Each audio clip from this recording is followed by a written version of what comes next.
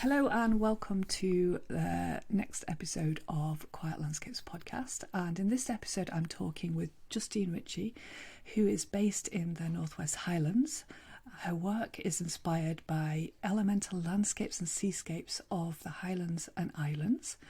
And Justine works in a more mindful and intuitive and a much more immersive approach. And this is what has drawn me to her work.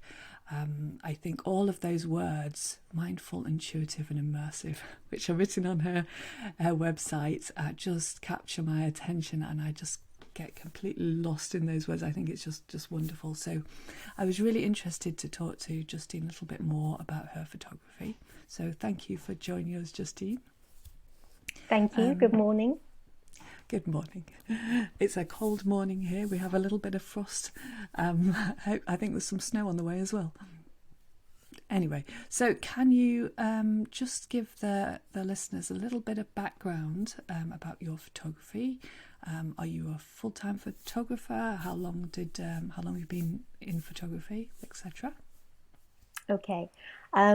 Sadly, I'm not a full-time photographer. I'm the wearer of many hats, and I think I probably always have been. Although I guess in terms of the hours that I put into photography, they pretty much ramp up to full-time hours. So I've been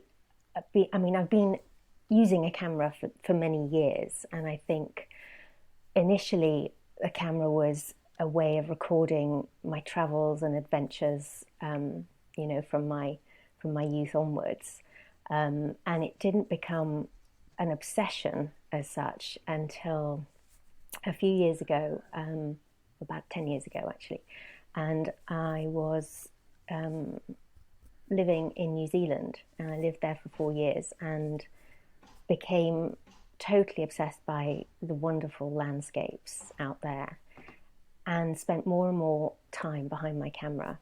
And at that time, I had just an entry-level DSLR.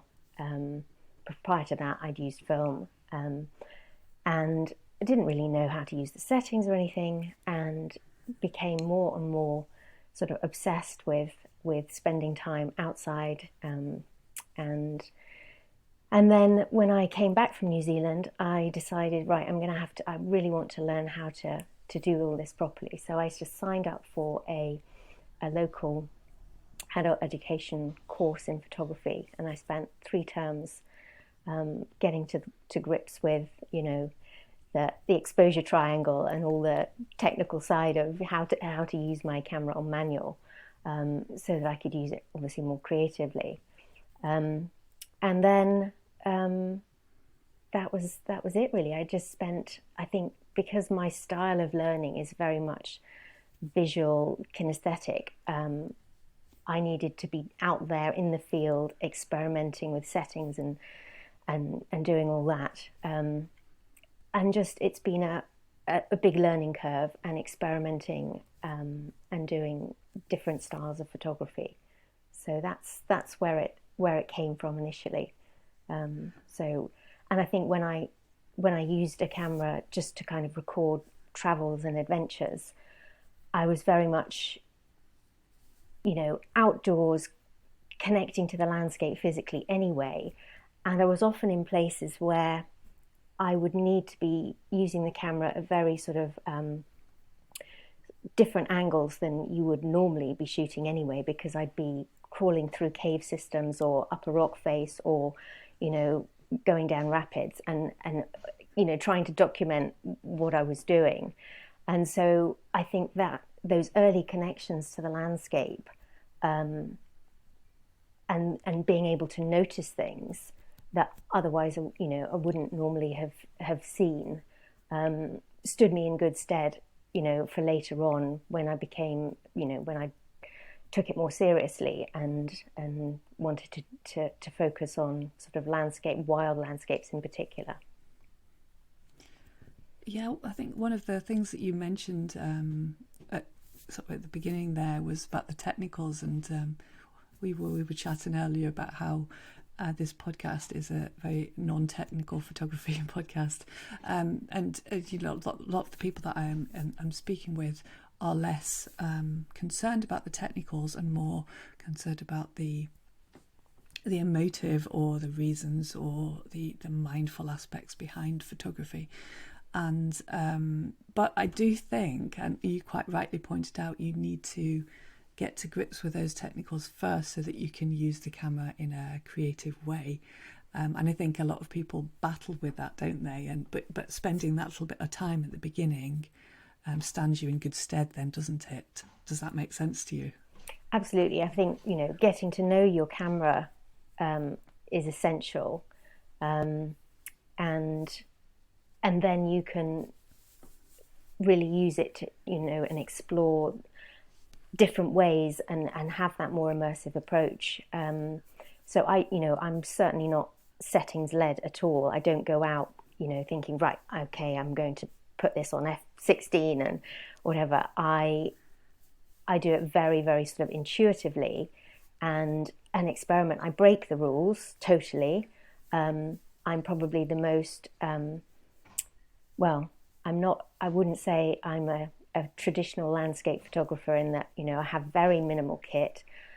I have a love-hate relationship with a tripod. I've never found one that can get to the right height or stays up. In Hebridean winds, it's pretty hard to get a tripod to stand still. But I also find I can never set it at the right angle that I want. So I'm either lying prone on the ground or clinging with one hand to some heather and looking over some edge, or, I'm in locations where a tripod just doesn't quite work. But I also feel if I use a tripod, I'm not as connected to the landscape. With the camera in my hand, I've got that connection and I feel far more in tune. And, I always use the viewfinder. I very rarely use the back screen. And it's just lifting the camera to my eye. I just lock into this flow and really feel like I'm connecting with that landscape. But even before I lift the camera to my eye, I can spend, hours even just watching what's going on around, watching the spindrift blow off the waves or the way the marram grass is blowing in the wind. And I think that is sort of underpins how I then choose to set up the shot or what kind of technique, in-camera technique that I might use, such as in-camera movement or multiple exposures. So I think it's that connection, and I'm totally in the moment when I'm behind my camera. It's not, the mindfulness isn't something I have to try to do. I think mindfulness and photography are inextricably linked. It comes naturally, whereas other mindful practices such as yoga, I feel my mind is wandering. I'm not totally there, but with the camera, that's it. I'm not thinking about the past, the present, what I'm having to cook for dinner. I am just so focused, and that's the beauty of it. It's very immersive. I totally lose track of time when I'm behind the lens, and feel that what I'm producing is what I'm feeling. So what I'm creating in camera is something that's there's that emotional connection to the landscape. Perfect. That's so much there. It resonates with myself. So I totally get that. I am the same with yoga or meditation. I have to focus on being in that moment, but with the camera, don't have to. It just comes naturally to me. So I totally understand what you're saying there, and I also understand. Just to mention, actually, you touched on quite an important point there about tripods. One of the things that I've noticed is that when I lead workshops, a lot of the women, I don't know if I'm allowed to say this, but I'm going to say it anyway, a lot of the women prefer not to use tripods. And I think it's one of the things that we struggle with a little bit, because we're supposed to. You're supposed to use a tripod to be a proper landscape photographer. And then if I turn around and say, you don't have to, you can just hand hold it and let it move, then it frees you up. And I do think that's a really creative way of using the camera. And it's really nice that you've said that, because it maybe helps other people who are also battling with the tripod issue. But I definitely think that it's a certain style of photography that is maybe more creative and emotive.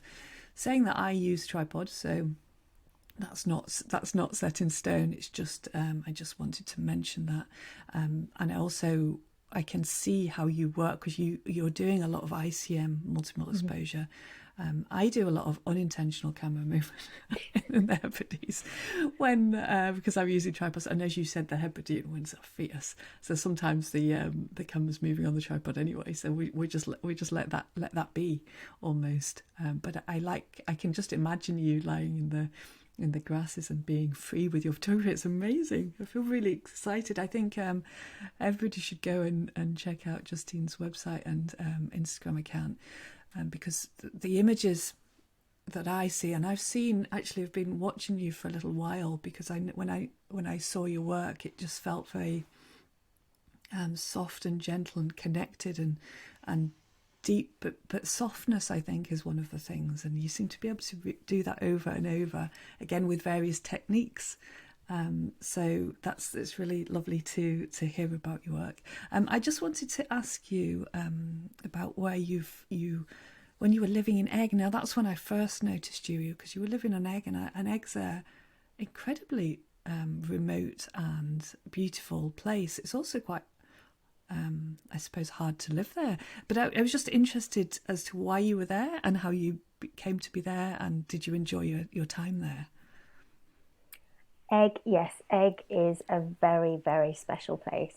And before I moved up there, I had spent 3 consecutive years going up there as a conservation volunteer.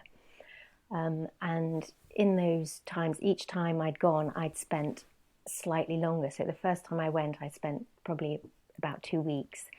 Second time, I spent 3 weeks. And the next time, I spent 3 months. And then realised that the next time I went, I'd be making a permanent move. It was just getting the timing right to make that leap. And I also knew it was somewhere that if I wanted to pursue photography seriously, then it would be the best place to nurture that, because it was a wild landscape. I'd got to know some of the community because I was working on some of the crofts and working as a volunteer. There's only 106 people, I think, now. So you get to know everybody pretty quickly. So I moved up there, had an opportunity for some other work, working in the shop, and going back to what you're saying about whether photography was whether I was full time, and my wearer of many hats. I think in the Highlands and Islands, wearing more than one hat is the norm. I used to dread the question of what do you do, because I'd say, well, I do a bit of this and a bit of that, but up there it was like, great, you can lamb, you can carve, you can paint and decorate, great, we can put you to work at various different things. So while I was on the island, as well as trying to set up my own photography work, I worked in the shop, which was the best way to get to know the locals. And because I moved there in the September, so I was there over the first winter when, it's mainly residents only, and you're down to 3 ferries a week. So it was the best time to get to know everyone. I also then worked as a remote and rural senior health and social care support worker, which is probably the longest job title I've ever had. So I was part-time working at the health centre on Eigg. And then I also had 2 voluntary roles as a first responder and coordinator, and also a Coast Guard rescue officer. So you are job juggling. You could be doing 5 roles in one day. But the photography, it was the best place. I could get up early in the morning, and there are the most amazing sunrises and sunsets on Eigg. And although it's a tiny island, it's vast. You've got the cliffs, you've got lochs, lochans, the beaches, forest. It's got a bit of everything. So in terms of having that as basically a canvas to work from, was absolutely brilliant. And it's also where I started doing a bit of product and process photography for mainly artists, artisans, and local craftspeople. So I was doing some work for someone who takes raw wool and they hand dye it using colours from the landscape. So pots of birch leaves are boiling to make dyes. And so I did the process photography for her, and working with various other people. So that's another sort of side of photography that I like, in terms of working with people and the sort of creative communities that there are in the Highlands and Islands. So yeah, and it's remote, but I think there's a difference between living in somewhere that's remote and somewhere that you feel isolated. And I certainly didn't feel isolated on Eigg. I felt more isolated in Hampshire village that I'd been living in, with nearly 2,000 people, and I didn't even know my next door neighbours. On Eigg, I knew everybody, and I think it's that supportive kind of community and that you get up here in the Highlands and Islands that I totally fell in love with. Yeah, it's absolutely true, that, isn't it? It's the isolation you can feel in the city is completely different to the lovely isolation of the Highlands. I've lived in a lot of small places as well, and you can feel very there can be a real sense of community in these small areas. Eigg is somewhere I've been to once. I think I went to photograph a house. I was doing some house photography on Eigg, and we ended up, I remember it really well because we had to cycle with all the kit up to the house, and because you're not allowed to drive on it, are you? So we took everything in the. My partner came with me, so we shared the kit load of cycling. But beautiful Lake Bay. Is it Bay? Is it Lake Bay? Is it called? Lag Bay, yeah. Lake Bay. Absolutely stunning. I keep meaning to go back, but I it's the thought of carrying everything once I get off the ferry. Otherwise, I would have been back more. You by hitch now. basically, hitch with a local. Yes, I must try that. But yeah, wonderful. The islands are, as you say, absolutely wonderful. I love that about, particularly in Lewis, we noticed that the postie is usually playing in the wedding band at night and then delivering a lamb in the morning, and everybody kind of has that sort of lifestyle, and it's a wonderful lifestyle, isn't it? In a lot of ways. But as a photographer, you're right, when we're looking at the realities of being photographers in the genres that we're in, it's very difficult to just simply be one thing. So why not do lots of different things to support it? I've supported my landscape photography with my weddings for many years, so it's really nice for people to hear that, I think, because I don't know, I think people maybe look at us and go, well, you've got this wonderful life and all you do is landscape photography, but actually the reality is very different, isn't it? Totally. But I think also doing those other things brings another dimension to the photography, because you've got other things to draw from. When I was living and working in New Zealand, I was wearing many different hats while spending time behind my camera, and I taught English to community groups of migrants and refugees. Wow. And I used a lot of photography within my teaching as a way to elicit the language, because I found that showing them photographs or getting them to take their own photographs and then talk about them was the best way to get them to actually learn the language. And I was a real advocate of learning outside the classroom. So we'd just go out, and everybody has a phone or a camera. So it was a case of going out and getting them to take their photos. So I think, I've always, I think the photography has blended in the roles that I've done, or I've been able to find that empathy or, different connections through my photography from the things that I have done work-wise. I understand. I also, when I was in New Zealand, I had a small holding, so I had sheep and cattle, and within my first 6 weeks of being in New Zealand, I delivered my first calf, and so then coming to these communities, I have that understanding, and I think it's the connection not just to the landscape, but to the people who live and work in those landscapes. And that whole immersive approach is not just about the visual landscape that you're seeing, it's about the history and the culture and the folklore that's woven into that landscape.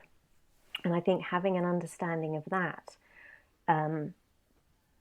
makes your images gives them more authenticity, because you've taken the time to understand that community and the culture and how it all works. And that is represented in the landscape, from the dry stone walls, from the croft cottages, and you get a sense of that being amongst that.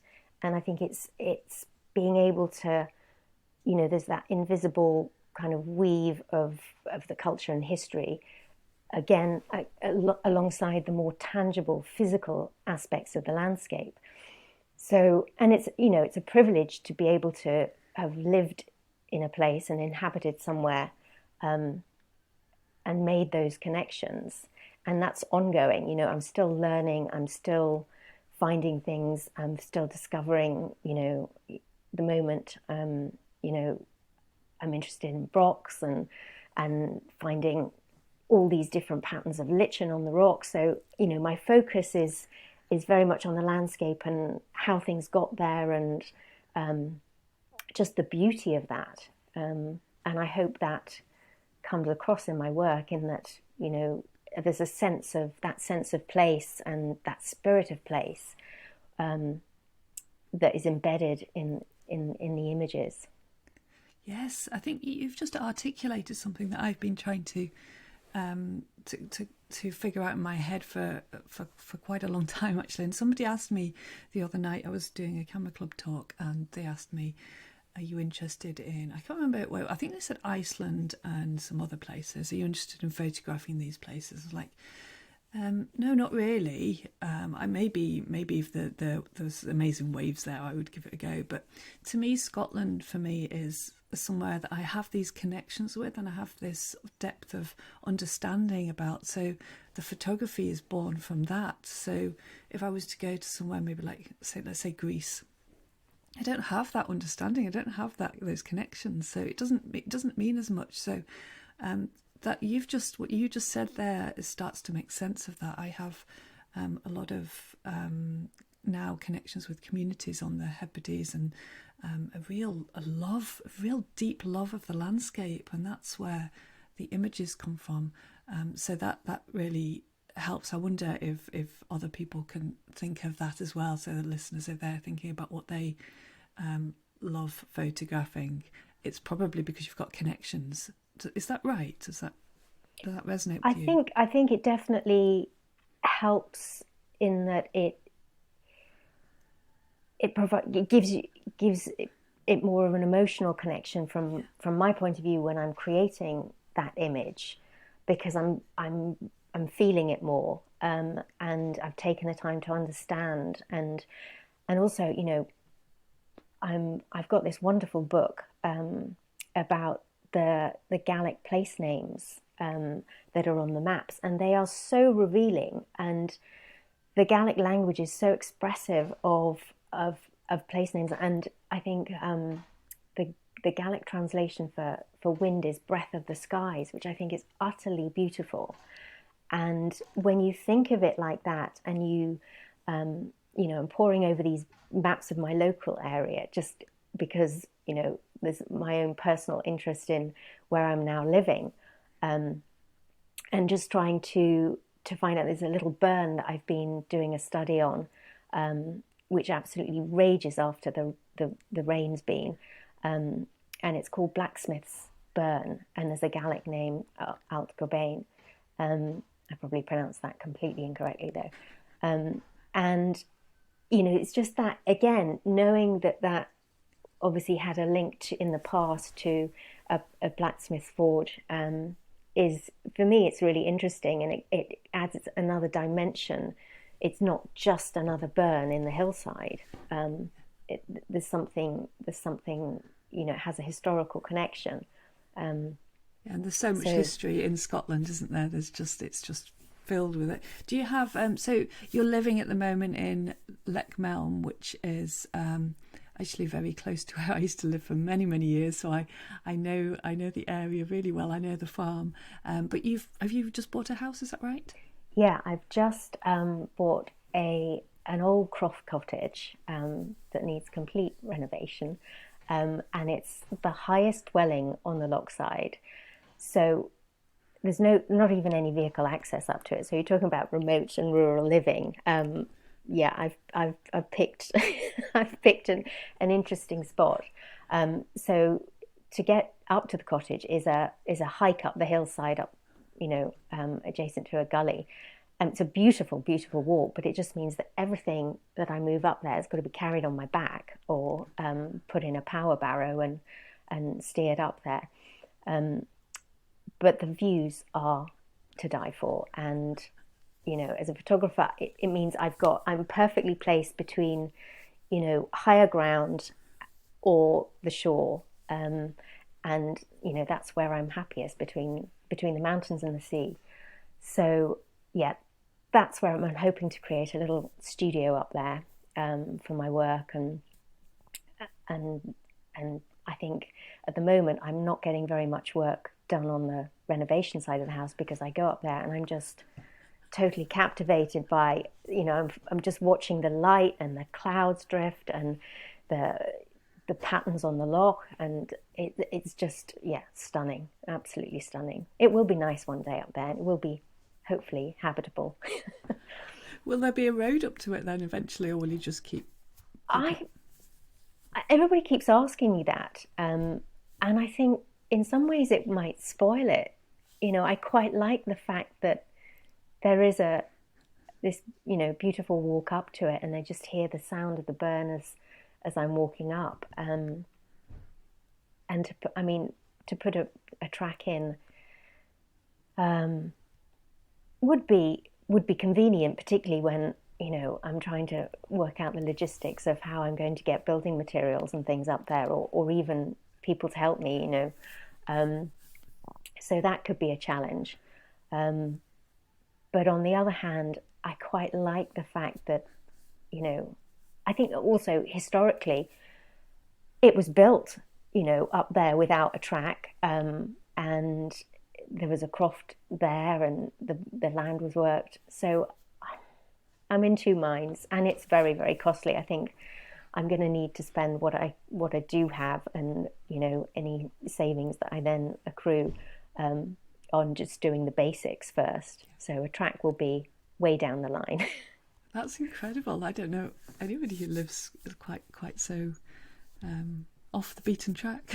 We say, yeah, that's beautiful. I'll pop up and see you when I feel like a walk up the hill. Come up at some point. Coffee and cake at the top. Yeah, by the time you get that, that's just beautiful. Do you enjoy the islands as well as equally to the mainland then? Is it the places that you particularly are drawn to on the islands apart from Eigg? Islands are, they are very different. It's a different sense when you're on an island. And I've spent time in the Western Isles. I've been to Rum and Canna. And they've all got a very different identity, a different vibe, different features, different characters, and living where I've chosen to live, because it's sort of on a peninsula, it feels like it's an island, because I have to go round the other side of the loch, and it's on the other side of Ullapool, so it almost feels like I'm still on a little island, even though I'm not. And I think, yeah, there's differences, but I think moving to the mainland was important for me in terms of being able to progress with, cast the net a bit further in terms of photographic work. I think I realized that, particularly during lockdown when I was on Eigg for the first lockdown and living alone there, although you've got the community, everything shut down. The only thing that was open was the shop. The drawbridge was raised in terms of, we had less ferries coming than we did in the winter timetable of ferries. So it was very, very cut off. But I think, yeah, the move in order to fulfill sort of what I want to do photographically, I needed to make that move to the mainland just so that I do have a wider area to cover, and we'll see what happens. Yeah, it's fantastic. So, just finally, I just wanted to quickly touch on something we were talking about earlier about forest bathing. You were just telling me before we started recording a little bit about it. Would you mind just telling us a little bit about what you're doing with that and how that integrates with the photography? Yeah, absolutely. As as we've said, my approach is very mindful to my photography in that, I think the two are just are linked. And I think forest bathing is another way of connecting to the landscape, to the environment. And it's a way of using all your senses to connect to that. And a lot of the activities that you do in forest bathing, which are known as invitations, are very mindfully led, they're sensory led, and they're things that I think cross over very much into the approach that I take to photography. So I signed up, during lockdown. I think I read more books in lockdown than I have done in the last 10 years. And I decided, I really wanted to study this in more depth, and was realized that, the health and well-being benefits of forest bathing and just being outdoors and connecting to nature. And the same is true for, a sort of mindful photography approach. So I'd like to combine the two, and run some workshops eventually in that area. And I think that I read one book that was on sort of contemplative photography by a guy called Howard Zier, which was suggesting that, the language of photography is really quite aggressive, because we shoot, we aim, we take, we capture, and it's almost predatory language. But if you switch that over to, instead of take a photograph, receive, and it's that approach that I really thought, I actually connect to that, because I now, go out with not a specific intention in mind, but I go out and I wait to see what the landscape reveals to me. And the same is true in sort of forest bathing. You notice things, you learn to notice things that you otherwise probably wouldn't have noticed, and you make those connections. You're using all your senses, so your sense of smell, sight, hearing, and even just, sense of feeling underfoot, what's beneath your feet, and feeling grounded. So it's those connections and that sort of crossover that that really interests me. And I think it's also a way of really promoting the fact that we really need to look after our planet. And if people can make those connections and realize, that it is such a beautiful place, and have we the beautiful unspoilt landscapes up here, then they're going to have a greater desire to want to protect it and become sort of custodians of these areas, these wild landscapes. So I think that's my motivation to really get people to want to protect these areas, and also for their own health and well-being. It's a reciprocal relationship. With the forest bathing, you're giving and receiving at the same time. And I think if you approach that photographically as well, if you go out and think, right, I'm not going to snap this, I'm not going to take this, I'm going to receive what the landscape or Mother Nature decides to reveal, and you develop that mindfulness in terms of things like gratitude, patience. That comes hand in hand. You need to be patient as a photographer. You're waiting for the right light, but it doesn't always deliver. And so if you don't go out with an intention in mind, you're not going to be disappointed. If you go out thinking, right, I'm going to grab that sunset, and it doesn't happen, then you're going to be disappointed. But if you go out with the intention of waiting to see what you find out there, then I think it's a different experience altogether, and a more rewarding one.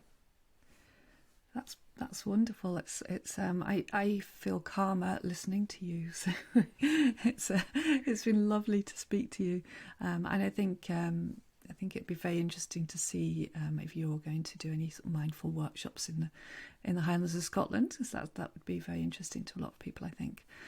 So can you just finally just tell everybody where they can find you so they can have a look at your work? Right, yeah, absolutely. I've got a website, which is justineritchie.com. So you can find me on there, and I'm also on Instagram, Twitter, and Facebook. So if you just type in my name or at Justine Ritchie, you should find me. Perfect, thank you. And thank you so much for joining us. Thank you. It's been an absolute pleasure talking to you.